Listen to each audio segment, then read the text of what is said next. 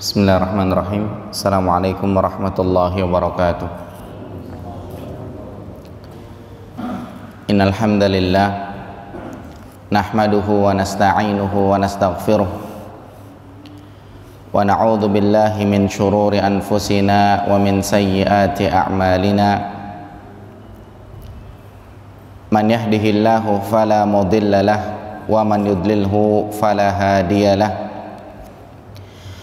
Wa ashhadu an la ilaha illallah wahdahu la syarika lah wa ashhadu anna Muhammadan abduhu wa rasuluhu la nabiyya ba'dah. Fa inna asdaqal hadithi kitabullah wa khairal huda huda Muhammad sallallahu alaihi wasallam wa syarral umuri muhdatsatuha wa kullu muhdatsatin bid'ah wa kullu bid'atin dhalalah wa kullu dhalalatin finnar.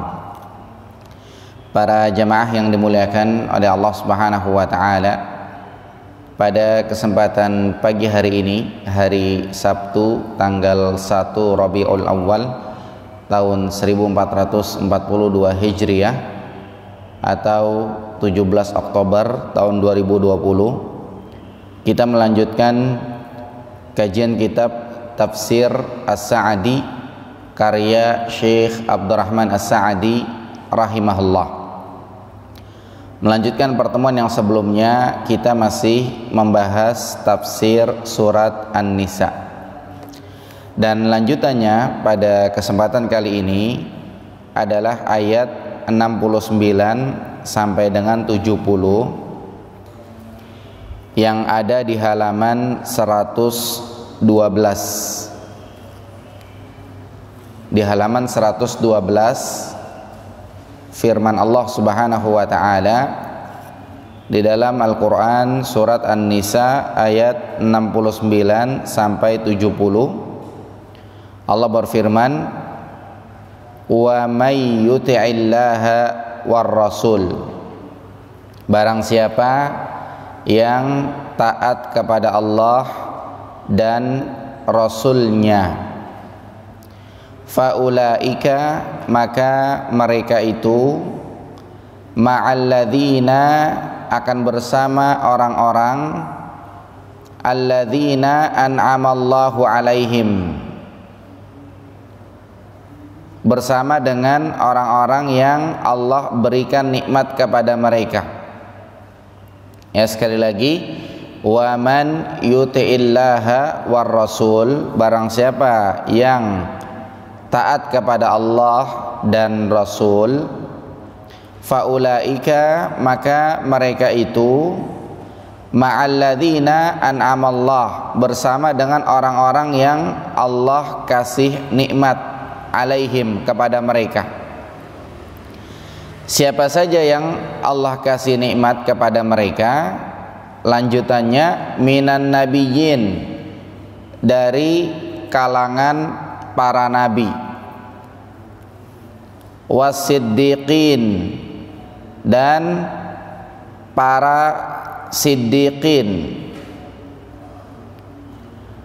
wasyuhada, kemudian para syuhada, orang-orang yang mati syahid, wassalihin, dan orang-orang soleh.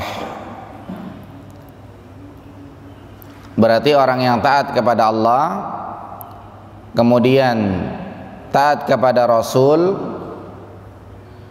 intinya mereka bakalan bersama dengan mereka yang mendapat nikmat. Orang taat kepada Allah, taat kepada Rasul, bakalan bareng dengan para nabi, bakalan bareng dengan para siddiqin, kemudian bakalan bareng dengan para syuhada, orang-orang yang mati syahid, dan mereka bakalan bareng dengan orang-orang saleh. Siapa? Itu yang taat kepada Allah dan Rasulnya. Wa hasuna ulaika rafiqa, dan mereka itu adalah teman sebaik-baiknya. Wa hasuna, hasuna artinya baik, ulaika, mereka, rafiqa, teman, Artinya mereka itu adalah teman terbaik. Dzalikal fadlu minallah. Dzalikal fadlu, itu keutamaan, minallah, dari Allah. Orang yang taat kepada Allah, taat kepada Rasul, bakalan bareng dengan mereka yang mendapatkan nikmat, itu karunia dari Allah Subhanahu wa taala. Wa kafa billahi alima, dan cukuplah Allah sebagai zat yang maha mengetahui. Ini Qur'annya. Ya, Allah mengatakan orang yang taat kepada Allah kemudian juga taat kepada Rasul, maka mereka akan bersama dengan orang-orang yang diberikan nikmat. Mereka akan bersama dengan para nabi, mereka akan bersama dengan para siddiqin, mereka akan bersama dengan para syuhada, dan mereka akan bersama dengan para salihin.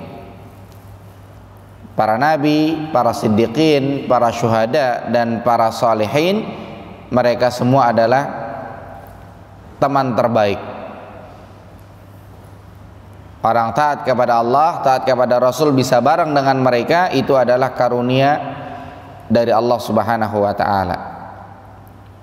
Dan cukup Allah yang maha mengetahui. Lebih jelasnya kita perhatikan di halaman 113. Ya, di sini Allah Subhanahu wa taala pertama mengatakan, wa may yuti'illaha war rasul. Ya, barang siapa yang taat kepada Allah dan Rasul. Apa maksudnya barang siapa yang taat kepada Allah dan Rasul?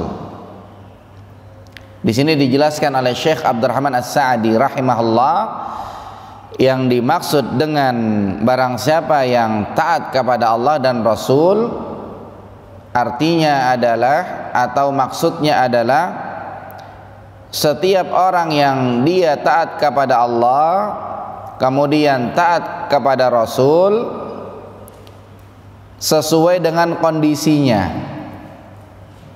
Karena orang taat kepada Allah, taat kepada Rasul, kondisinya beda-beda.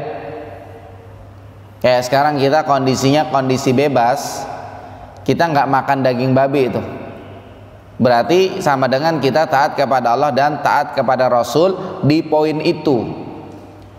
Kemudian sewaktu-waktu kita ngalamin kondisinya beda. Kita di tengah hutan, kelaparan, nggak ada makanan kecuali daging babi. Sementara dalam syariat dibolehkan. Akan tetapi hanya sebatasnya saja. Karena kaidah mengatakan ada dua. Yang pertama, ad-darurat tubihul mahzurat, sesuatu yang darurat menghalalkan yang haram. Daging babi haram, tapi karena darurat maka jadi halal. Kemudian kaidah yang kedua, ad-darurat tuqaddar biqadariha, sesuatu yang darurat disesuaikan kadarnya. Artinya kita makan daging babi nggak sepuasnya, akan tapi asal bisa hidup, asal bisa keluar dari hutan, kemudian kita nggak makan daging babi lagi. Itu maksudnya. Maka ketika dikatakan setiap yang taat kepada Allah dan taat kepada Rasul, barang siapa yang taat kepada Allah, taat kepada Rasul, maka ini siapa saja yang taat kepada Allah dan taat kepada Rasul disesuaikan kondisinya. Ya, disesuaikan kondisinya. Ya, macam Ammar. Ya, Ammar bin Yasir.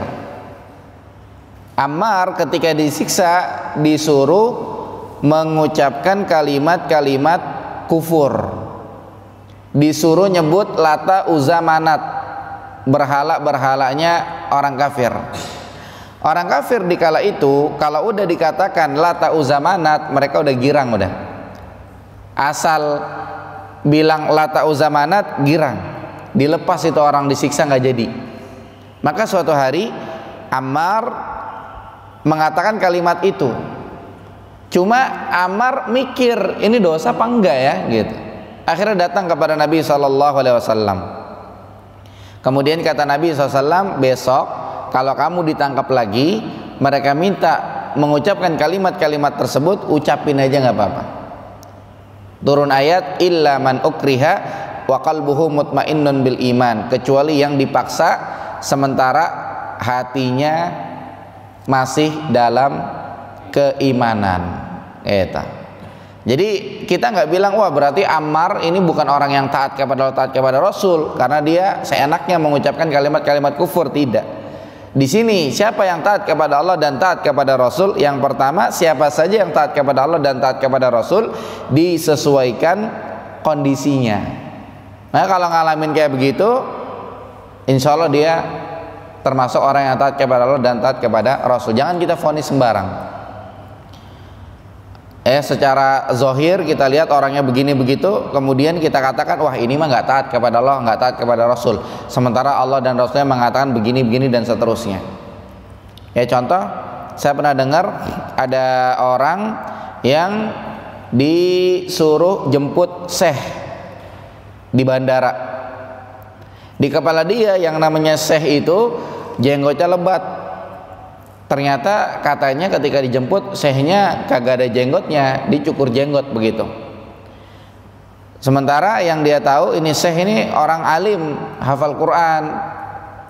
Pokoknya datang ke Indonesia ini buat jadi guru lah, atau buat ngisi seminar dai atau yang semakna dengannya. Mungkin kalau sekilas kita akan katakan wah ini syekh ini bukan orang taat sama Allah, taat sama Rasul karena nyukur jenggot gitu kan. Tapi ternyata setelah ditanya informasi dari beliau, di tempat beliau tinggal itu kalau orang jenggotan dipenjarain begitu. Sehingga ya dia nggak jenggotan. Nah ini kan istilahnya jangan mudah kita gampang memvonis orang gitu kan. Kita nggak tahu di daerah dia, atau mungkin sama juga teman-teman kita, rekan-rekan kita sesama jamaah, mungkin dia nggak jenggotan. Ya kita nggak tahu, mungkin peraturan di kantornya, peraturan di instansinya, sehingga dia nggak bisa amalkan itu jenggot dan yang lain-lain. Yang jelas taunya kita wajib aja gitu. Masalah dia nyukur jenggot ya kita jangan salahin dia, jangan kita vonis dia neraka, kita vonis dia dosa. Kita nggak tahu, dia punya alasan tersendiri di hadapan Allah Subhanahu Wa Taala. Tapi bukan berarti kita memang setuju dia nyukur jenggot, tidak. Tetap aja yang kita tahu jenggot hukumnya wajib gitu. Ya sama juga ya ketika dengan kapasitas keilmuan kita, taunya kita orang tidak sholat, sebagian pendapat ulama mengatakan kafir.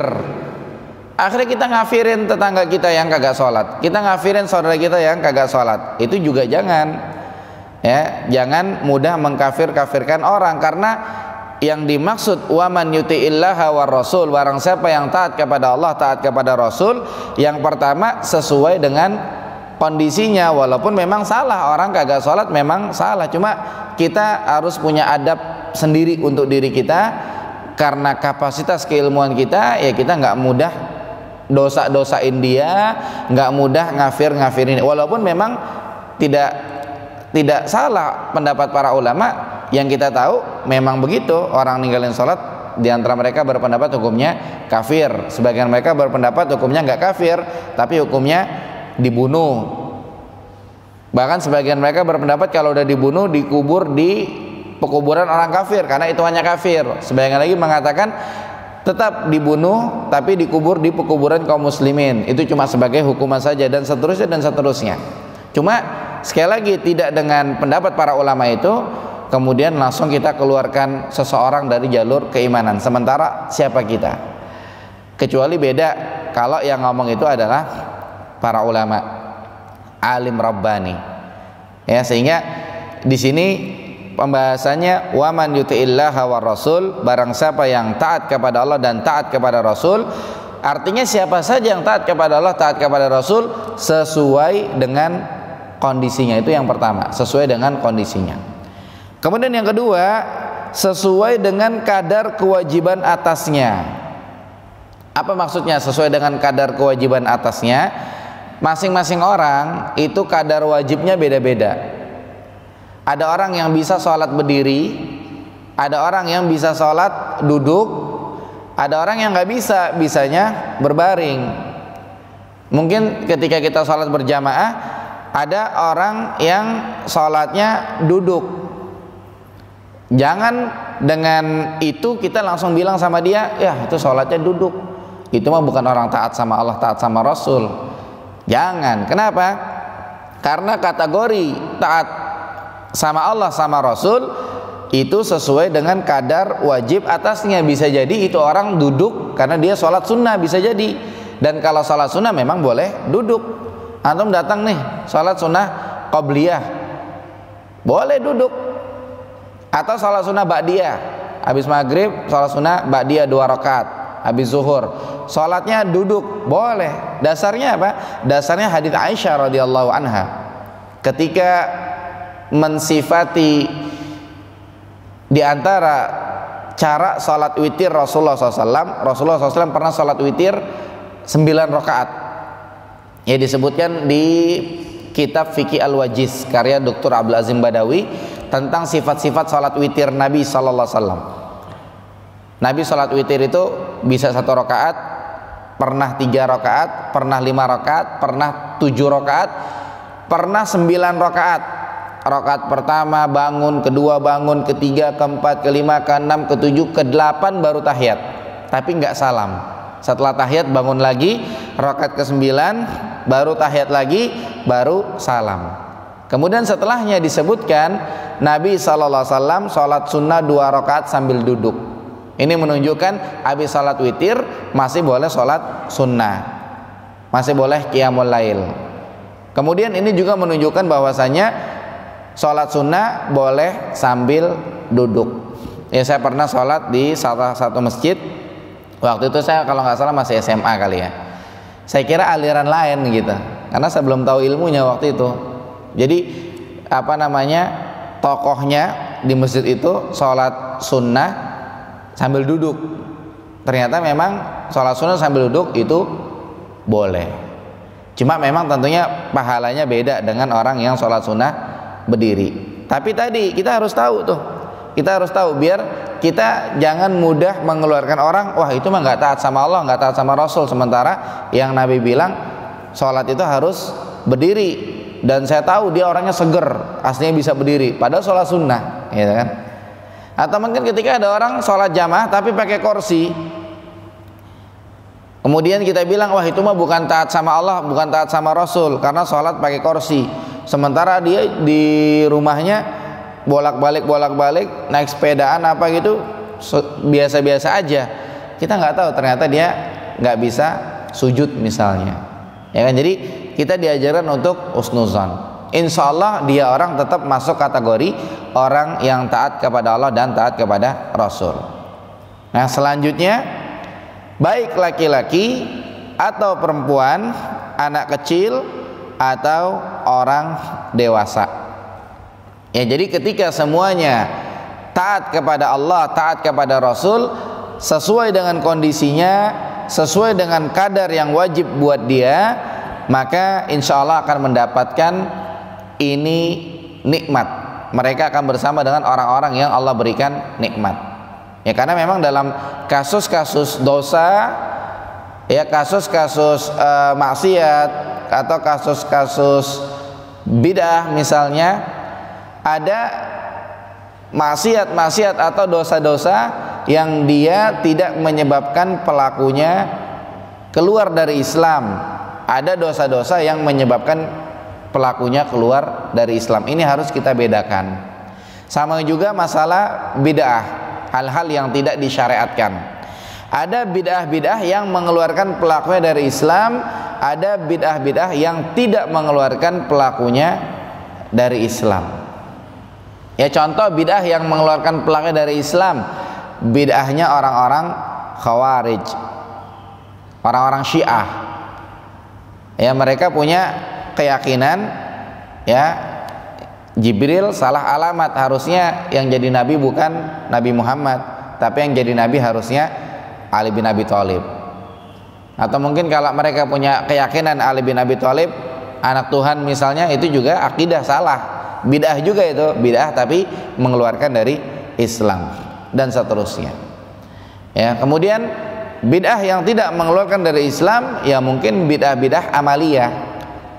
Ya, bid'ah-bid'ah amaliyah seperti 3 orang yang datang ke rumah Nabi SAW, kemudian ngecek ibadah Nabi, ternyata pikir mereka ibadah Nabi masih dikit karena Nabi dosa-dosanya diampuni yang telah lalu dan yang akan datang. Sehingga salah satu dari mereka mengatakan pengen sholat malam dari Abi Isa sampai subuh. Ini bid'ah nih. Kemudian yang satunya lagi pengen puasa tiap hari, ini juga bid'ah. Itu nggak diajarin sama Nabi, maksudnya tidak disyariatkan. Yang satu lagi pengen nggak nikah biar fokus ibadah, itu juga bid'ah, nggak diajarin sama Nabi SAW. Makanya ketika Nabi dengar 3 orang ngomong gitu, Nabi keluar, Nabi mengatakan, saya adalah orang yang paling takwa kepada Allah, saya adalah orang yang paling takut kepada Allah, tapi saya sholat malam pakai tidur juga, bukan dari Abi Isa nyampe subuh. Kemudian saya puasa, ada kalanya saya nggak puasa. Nabi puasa Senin Kamis, selain itu Nabi nggak puasa. Kemudian saya menikah, kata Nabi. Nah, yang tidak senang dengan sunnah saya berarti tidak termasuk golongan saya. Sementara kita tahu kullu ummati yadkhulunal jannah, kata Nabi, illa man aba. Setiap umatku masuk surga kecuali yang nggak mau. Berarti itu bid'ah amaliyah. Apakah 3-tiganya kafir syahadat ulang? Jawabannya tidak. Cuma ditegur sama Nabi saja, gitu. Jadi kita hati-hati, jangan mudah-mudah mengeluarkan orang ini bukan orang taat kepada Allah, bukan orang taat kepada Rasul, tidak. Ya, karena disesuaikan dengan kondisinya dan disesuaikan dengan kadar wajib buat dia. Jadi dari ini kita hati-hati. Hukum asalnya orang beriman, orang Islam, mereka adalah orang-orang yang taat kepada Allah dan taat kepada Rasul. Itu hukum asalnya. Kemudian selanjutnya, ya, orang-orang beriman, orang-orang yang taat kepada Allah, taat kepada Rasul, faulaika ma'alladzina an'amallahu alaihim. Ya, faulaika, maka mereka ma'alladzina an'amallah, akan bersama dengan orang-orang yang Allah beri nikmat alaihim kepada mereka. Nah, di sini disebutkan oleh Syekh Abdurrahman As-Sa'di rahimahullah, Allah kasih nikmat kepada mereka. Nikmat seperti apa? Nikmat yang agung. Ya, nikmat yang agung. Nikmat yang ujung-ujungnya adalah sempurna nilainya. Nikmat yang ujung-ujungnya adalah kemenangan jadinya. Nikmat yang ujung-ujungnya adalah kebahagiaan semuanya. Itu kalau udah Allah bilang nikmat di sini, ini sudah. Itu nikmat sempurna.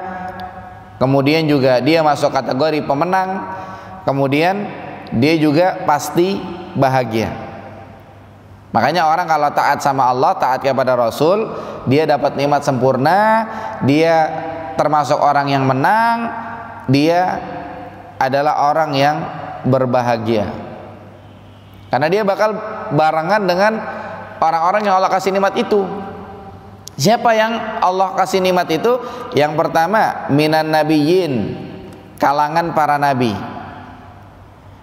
Nabi ini siapa? Nabi ini disebutkan oleh Syekh Abdurrahman As-Sa'di rahimahullah adalah orang-orang yang dimuliakan oleh Allah Subhanahu wa taala, sama Allah dikasih karunia mereka mendapatkan wahyu. Itu para nabi. Kemudian Allah Subhanahu wa taala mengkhususkan mereka dalam kemuliaan itu. Bagaimana caranya? Dengan cara mereka diutus kepada makhluk. Ya, para nabi sama Allah dikasih wahyu, kemudian diutus kepada makhluk. Kemudian mereka mengajak agar orang-orang beribadah kepada Allah Subhanahu wa taala. Ya, barangkali ada yang bertanya, apa bedanya para nabi dengan para rasul? Sebagian ulama menjelaskan bahwa bedanya para nabi dengan para rasul, kalau nabi meneruskan syariat sebelumnya, tapi kalau rasul membawa syariat baru. Contoh di Al-Quran, Allah bercerita tentang Bani Israel, wa yaqtulunan nabiyyin, mereka membunuh para nabi. Yang kita tahu kalau Bani Israel nabinya ada dua, Nabi Musa sama Nabi Harun, Bani Israel. Tapi Allah membahasakan dalam Quran mereka membunuh para nabi. Berarti banyak tuh nabi yang diutus ke Bani Israel, cuma meneruskan syariatnya Nabi Musa. Nabi diutus tidak membawa syariat baru. Tapi kalau Rasul, ketika datang Nabi Isa, membawa syariat baru itu, sehingga Yahudi dihapus, yang ada adalah Nasrani.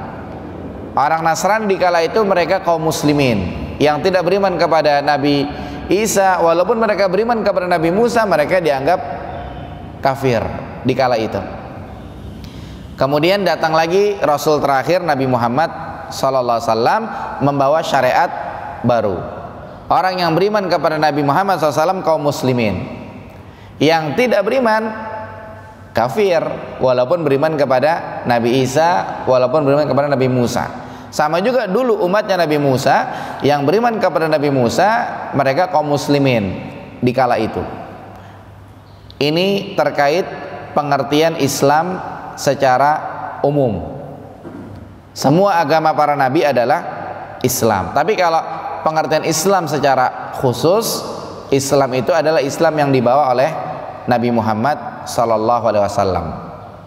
Karena kalau kita ngomong-ngomong Nabi Musa, ya bahasa kita Nabi Musa agamanya Yahudi kan gitu.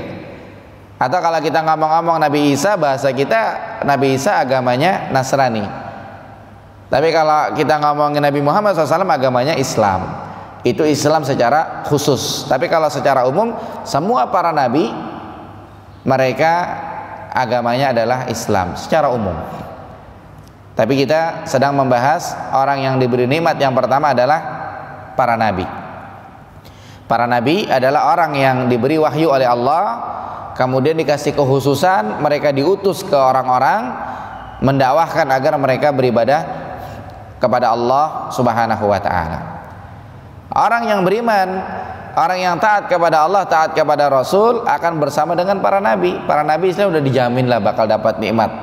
Kalau udah dibilang bakal dapat nikmat, nikmat yang sempurna, nikmat yang pastinya bahagia, pastinya orang-orang yang menang.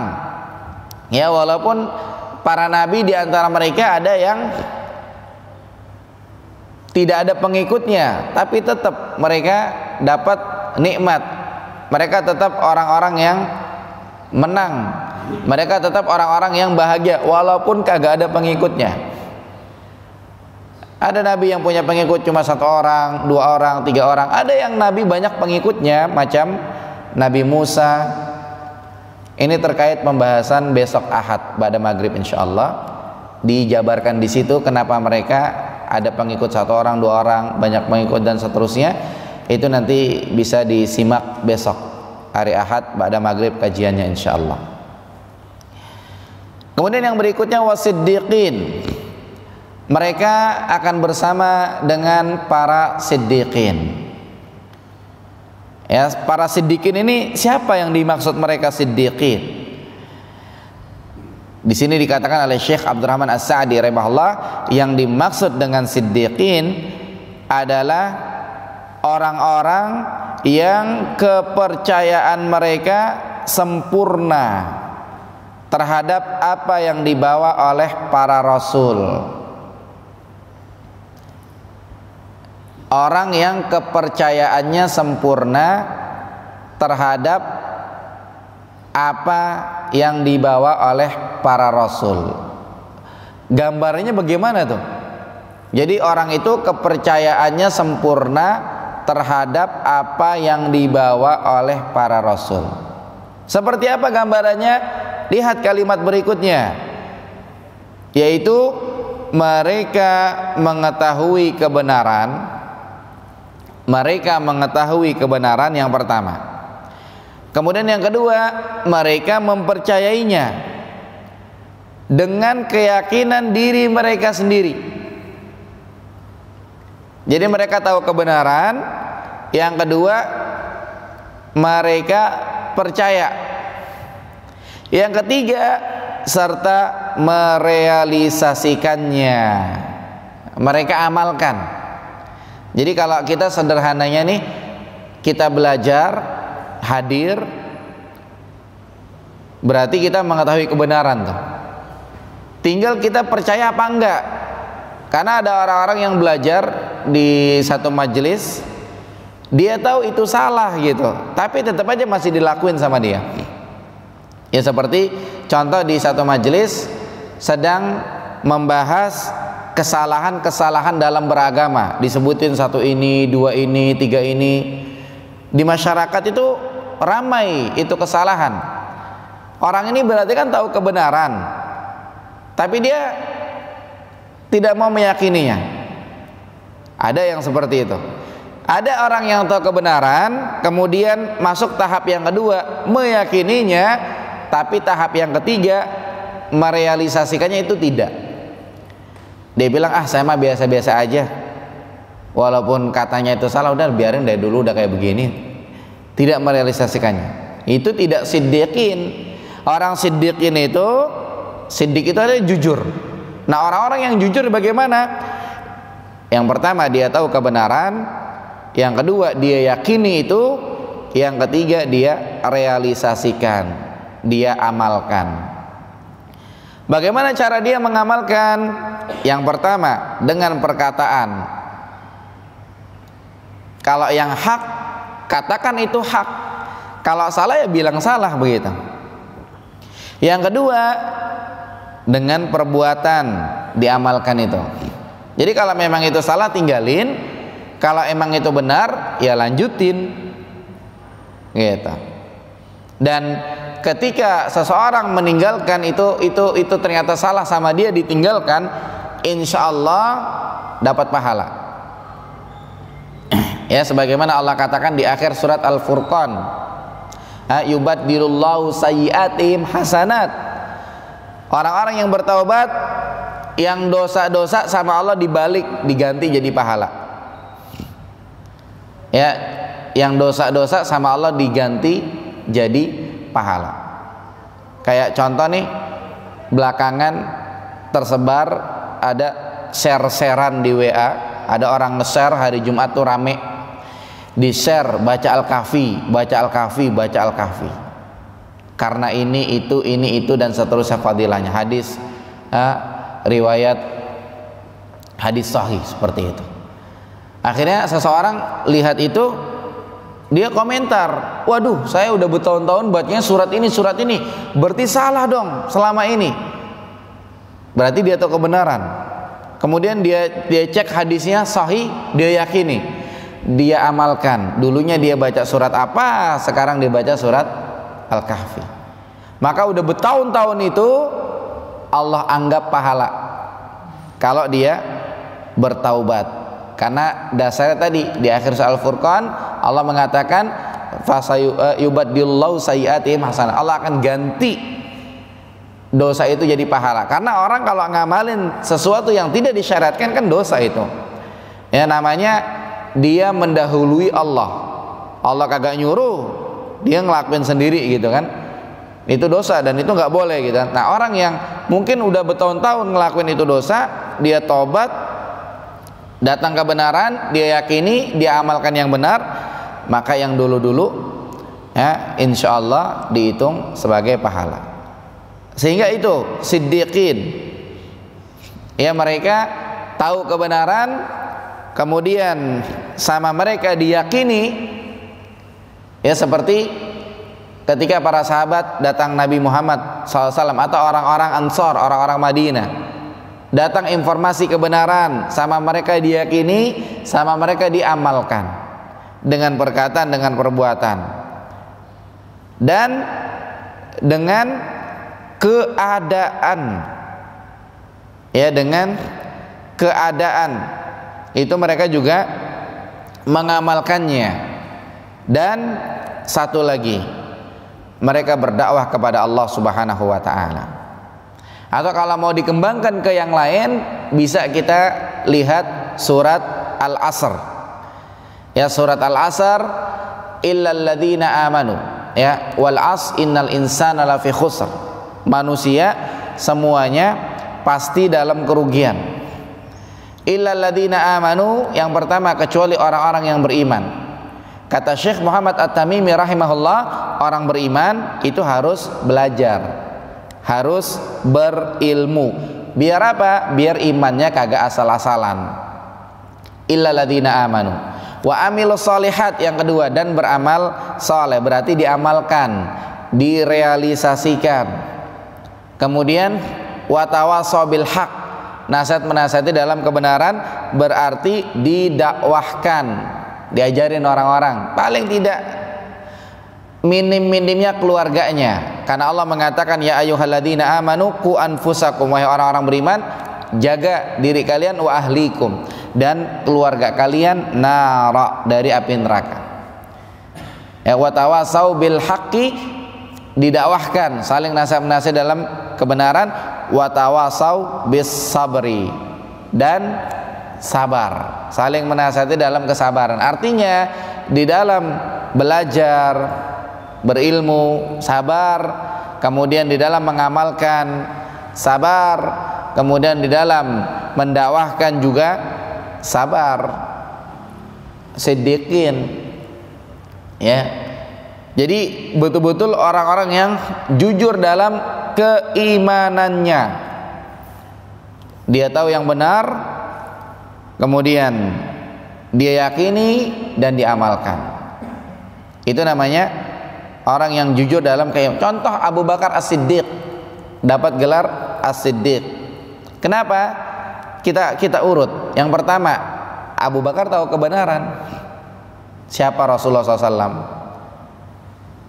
Yang kedua, sama Abu Bakar diyakini. Yang ketiga, Abu Bakar mengamalkan itu. Contoh kasus masalah Isra Mi'raj, viral di Mekah. Nabi Muhammad tadi malam pulang dari Baitul Maqdis. Sementara warga di kala itu kalau ke Baitul Maqdis naik kuda sebulan 2 bulan baru nyampe. Ini ngaku-ngaku semalam dari Baitul Maqdis. Akhirnya pikirnya orang kafir kesempatan ngerusak keyakinannya Abu Bakar radhiyallahu an. Rame-rame mereka ngedatangin Abu Bakar. Bahkan sebelum itu, awal kejadiannya adalah ketika Nabi pulang-pulang bengong dekat Ka'bah, lewat Abu Jahal. Muhammad tumben-tumbenan bengong, ngapain? Nabi Muhammad SAW dengan kepolosannya bilang, malam habis dari Baitul Maqdis. Maka Abu Jahal geli dengernya, ngaku-ngaku semalam dari Baitul Maqdis, sementara perjalanan sebulan 2 bulan. Akhirnya Abu Jahal bilang, mau nggak saya kumpulin orang semua, nanti kamu cerita. Nabi Muhammad bilang oke-oke aja. Akhirnya dipanggil orang kafir. Jadi Abu Jahal naik ke gunung Abu Hubaish. Kalau sekarang itu posisinya di posisinya di tempat kerajaan Raja Salman. Itu dulu gunung Abi Hubais, posisi penting. Jadi kalau ada informasi, satu orang naik ke atas itu ngomong, berarti ada informasi penting. Abu Jahal naik tuh, panggil orang-orang kafir, kemudian ngumpul di situ, kemudian bilang, dengerin Muhammad mau ngomong. Orang kafir heran, tumben-tumbenan Abu Jahal suruh Muhammad ngomong, kita dengerin. Biasanya kita suruh pergi, jangan dengerin. Ini disuruh dengerin. Ternyata ada informasi itu, pulang dari Baitul Maqdis tadi malam. Orang geger, percaya nggak percaya. Akhirnya sebagian mereka pikir itu kesempatan ngerusak imannya Abu Bakar. Abu Bakar waktu itu lagi di kebon, dicari, didatengin, kemudian diceritain Ya. Kemudian kata Abu Bakar, kalian heran Nabi pulang dari Baitul Maqdis, sementara Baitul Maqdis cuma di sono doang begitu. Saya percaya yang lebih jauh dari itu. Muhammad itu habis dari langit ke-7. Akhirnya mereka putus asa. Wah, ternyata Abu Bakar nggak bisa dirusak imannya.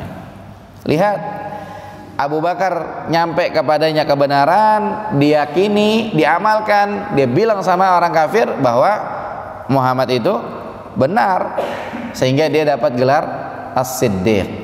Makanya kita nih pengen dapat derajat termasuk para siddiqin. Nah, kita jadi orang-orang yang jujur dengan keimanannya. Dalam artian, kalau memang waktu sholat ya kita sholat, karena kita tahu sholat itu adalah wajib. Waktu puasa, kalau memang kita orang beriman ya kita puasa Ramadan, karena kita tahu puasa Ramadan wajib. Bahkan mungkin ya orang-orang yang hartanya banyak, ya waktunya zakat dia zakat. Nabi membahasakan was-shadaqatu burhan. Sedekah itu, zakat itu adalah burhan, bukti kalau dia orang beriman apa bukan, maka dia bakal enteng waktunya zakat ya zakat dan seterusnya. Tapi di sini sederhananya para siddiqin adalah orang-orang yang datang kepadanya kebenaran, kemudian sama dia diyakini dan diamalkan. Ya, mudah-mudahan kita masuk derajat para siddiqin ini. Bisa kita ketika datang kebenaran ke kita, kemudian kita yakini dan kita amalkan. Jadi ketika ada orang ngomong miring sana miring sini, kita tetap istiqomah insyaallah. Tapi kalau kita dapat kebenaran, kita tidak yakini, ada orang ngomong miring sana miring sini, kita akan komentar, benar juga dia ya. Tapi kalau kita yakini, insyaallah kita tetap istiqomah di atas kebenaran. Kemudian yang berikutnya wasyuhada, para syuhada. Para syuhada orang-orang yang mati syahid. Siapa mereka yang mati syahid? Mereka adalah orang-orang yang berperang di jalan Allah demi meninggikan agama Allah. Kemudian mereka terbunuh.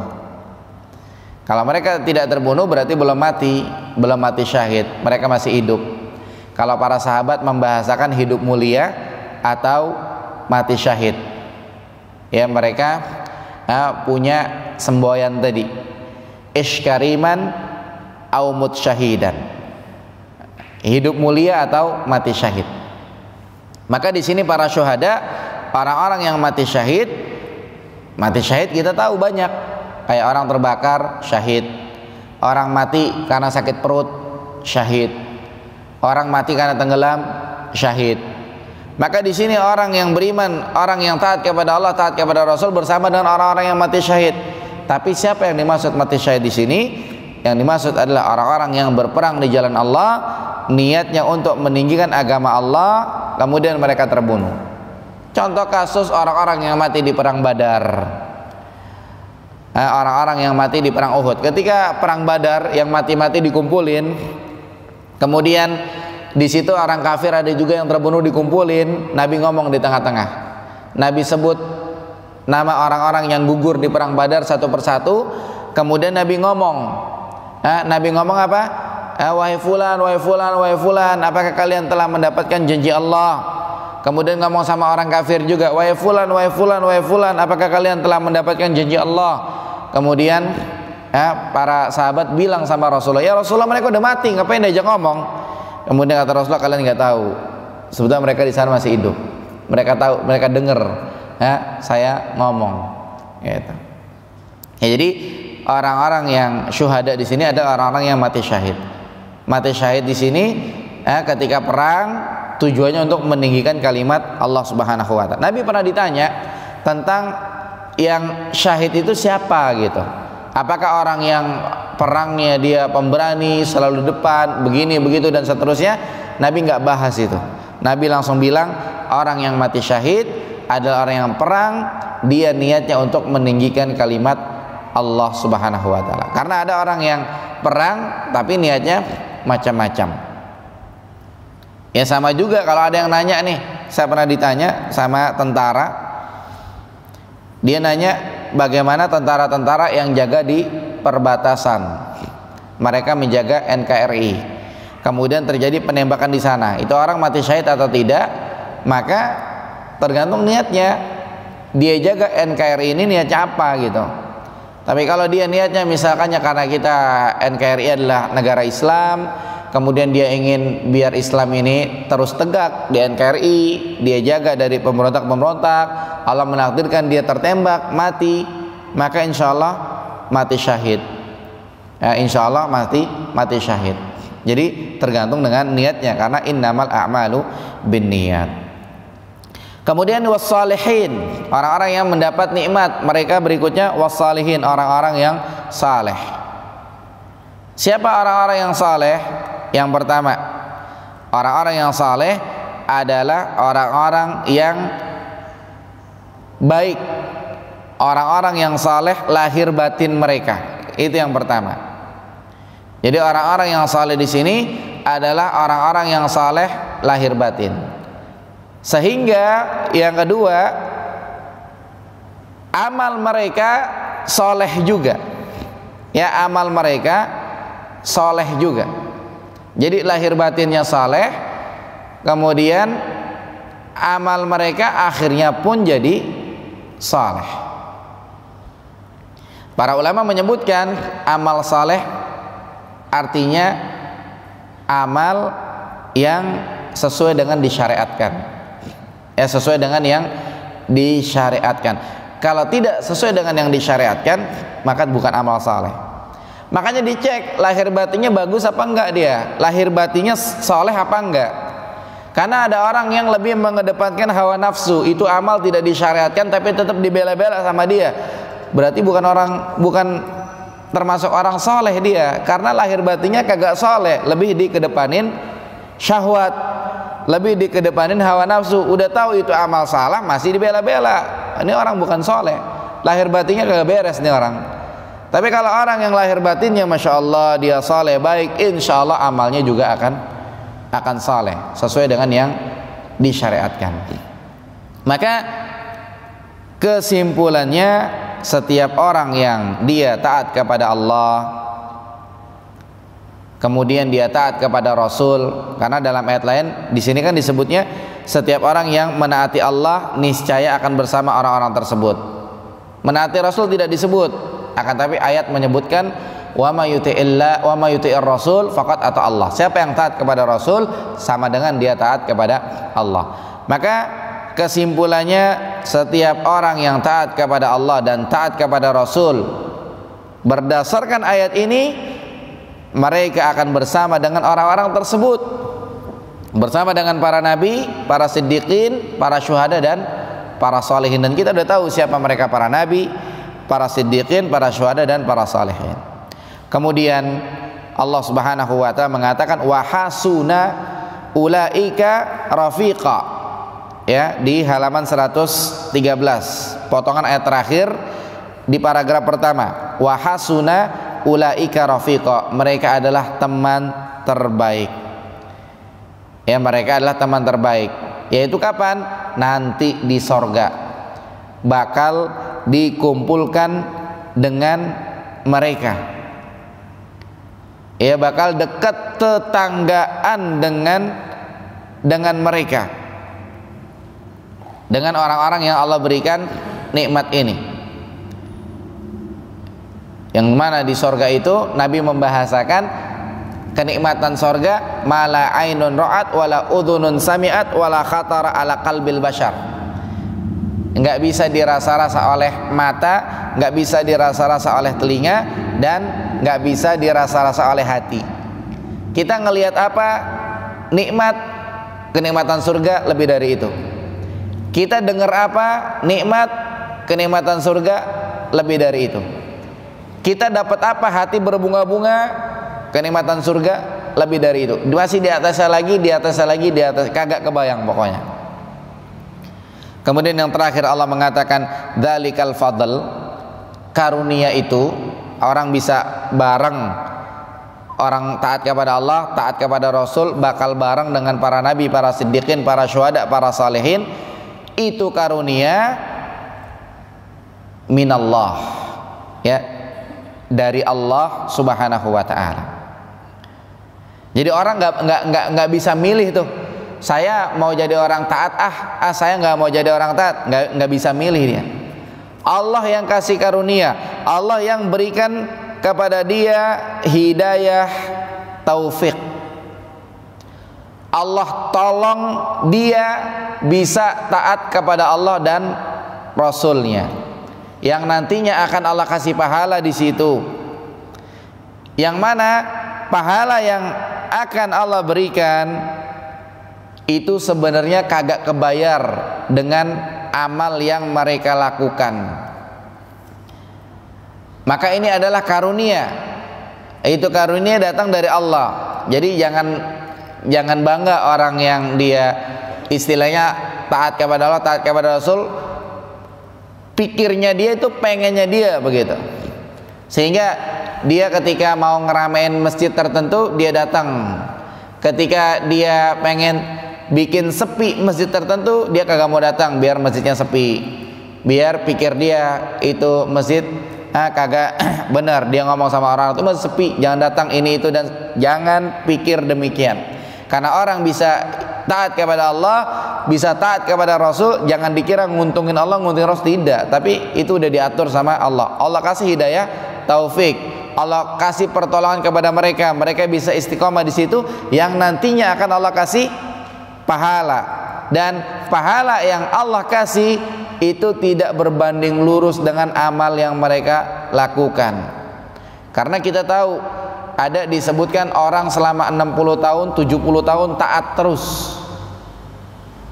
Kemudian dipanggil sama Allah, kemudian ditanya, kamu nih masuk surga karena amalmu, karena apa gitu? Karena amalmu atau karena rahmat Allah? Karena rahmatku. Kemudian orang itu bilang, karena amal ya Allah. Saya 60-70 tahun amal terus. Akhirnya sama Allah dihadirkan timbangan, amalnya disimbolin jadi barang, taruh di satu timbangan. Kemudian nikmat dia bisa melihat, disimbolin jadi barang, ditaruh satu timbangan lagi.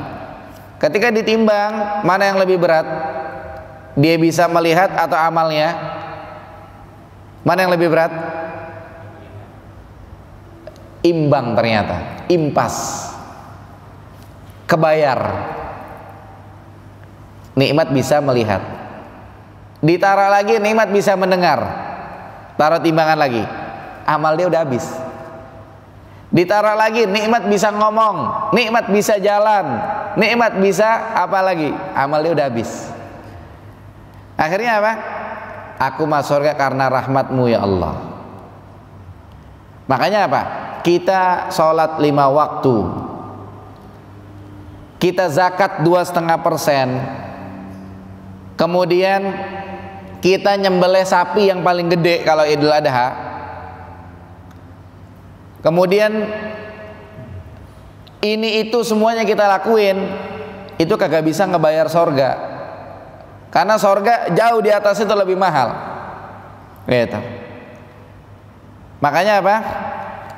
Ya kita sabar, Allah akan berikan pahala buat kita. Ya Allah akan berikan pahala buat kita. Dan yang akan Allah berikan harganya lebih mahal daripada pengorbanan yang kita lakukan. Nanti akan disebutkan di ayat berikutnya insyaallah tidak lama lagi, ya, bagaimana gambaran-gambaran menukar dunia dengan kebaikan akhirat akan dijelaskan nanti insyaallah. Terakhir, wa kafa billahi alima, dan cukuplah Allah sebagai zat yang maha mengetahui.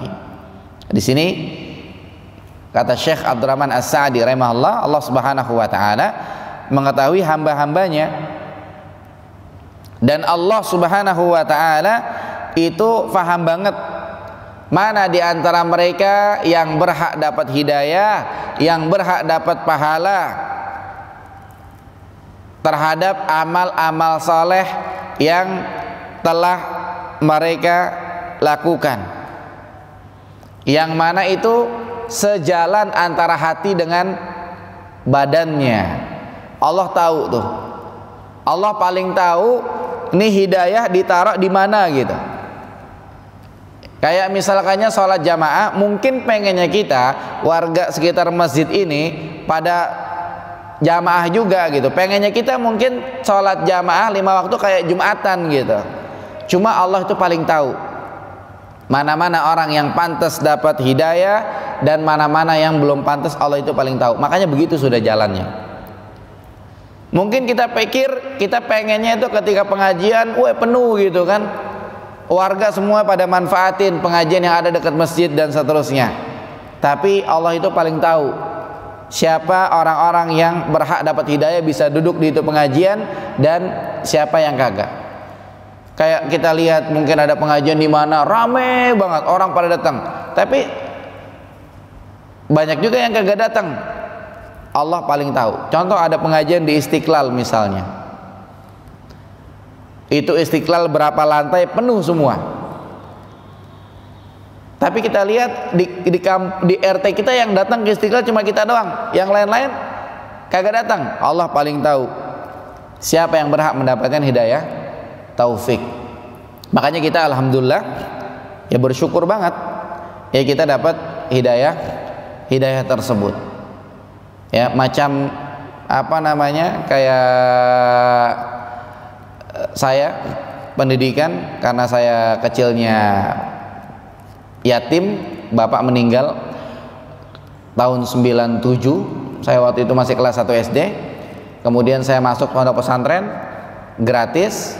Sekarang itu pondok pesantren yang saya belajar uang masuknya 20 juta, uang bulanannya 1.500.000, belum jajannya. Berarti kalau dihitung 1.500.000, saya mondok di situ mungkin 10 tahun, dikali tiap bulan, dikali berapa? Nikmat dari Allah Subhanahu wa taala. Ya Allah paling tahu siapa-siapa yang berhak dapat hidayah. Maka kita jangan heran ketika sholat 5 waktu mungkin yang sholat cuma 2 shop, 3 shop, ya mungkin di situ kita mudah-mudahan termasuk orang-orang yang dikehendaki kebaikan oleh Allah Subhanahu wa taala. Walaupun pengennya kita warga sholat 5 waktu kayak Jumatan, tapi apalah dikata kita pengen, akan tetapi Allah Subhanahu wa taala berbuat sesuai dengan yang Dia pengen. Sementara kita pengennya begini, tapi Allah melakukan apa yang dikehendaki. Fa'alun lima yurid. Allah berbuat apa yang Allah kehendaki. Wallahu a'lam bishawab.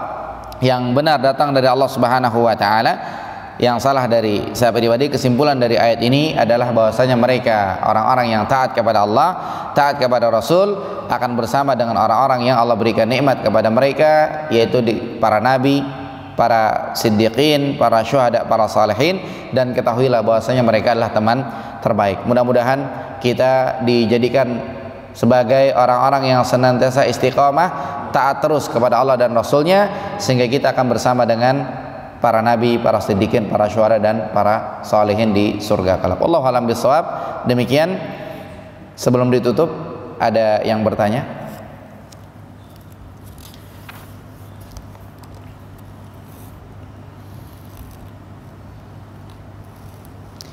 Berikutnya insyaallah kita ketemu lagi pekan depan. Kita ketemu lagi pekan depan tanggal 24. Dan waktu dekat kita ketemu lagi besok insyaallah. Ya, ba'da maghrib. Ya, insyaallah. Pembahasan tentang 70.000 orang yang dijamin masuk surga tanpa hisab dan azab. Karena orang masuk surga ada yang disiksa dulu di neraka, namanya diazab dulu baru masuk surga. Ada orang masuk surga, ada yang dihisab dulu, dihitung amalnya, ininya itu dihisab. Kita nggak tahu dihisab 1 abad, 2 abad, 3, lama bener itu kan, baru masuk surga. Ini ternyata ada 70.000 orang yang bakal masuk surga tanpa hisab dan azab. Siapa mereka, bagaimana pembahasannya, itu besok kita bahas insyaallah. Baik, kita tutup. Sudah masuk waktu syuruk insyaallah. Sudah lewat 24 menit. Jadi sudah masuk waktu syuruk insyaallah, sudah keluar dari waktu dilarang sholat. Demikian, kita ketemu lagi pekan depan insyaallah. Kita akan bahas tentang berjaga-jaga di perbatasan. Macam tadi yang ditanyakan oleh tentara itu pembahasan besok. Yang saya pernah ditanya oleh tentara itu akan dibahas di ayat berikutnya insyaallah, keterangan lebih lanjutnya. Baik, kita tutup. Subhanakallahumma wa bihamdika asyhadu an la ilaha illa anta astaghfiruka wa atubu ilaik. Wassalamualaikum warahmatullahi wabarakatuh.